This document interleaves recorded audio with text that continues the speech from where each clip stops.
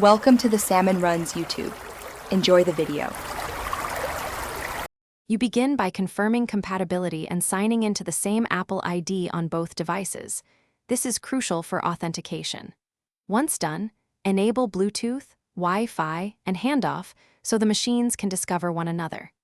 Next, decide wired versus wireless.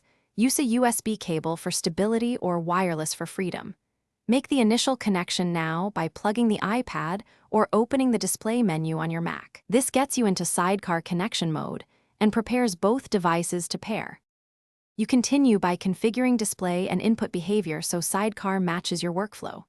First, open System Settings, go to Displays, and select your iPad under Add Display. That extends or mirrors your screen. Then arrange the iPad in the display's pane so cursor flow is natural, and adjust resolution or scaling to optimize clarity.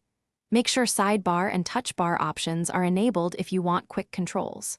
Finally, configure Apple Pencil settings for pressure and gestures so drawing and selection feel correct. You finish by testing the setup. Drag windows onto the iPad, use the sidebar controls, and draw with Apple Pencil to confirm responsiveness.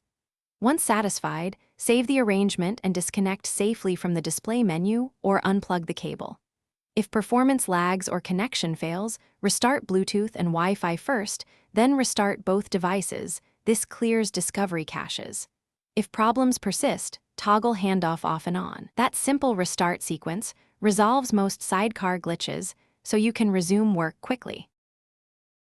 Thanks for watching. Consider subscribing if we helped you.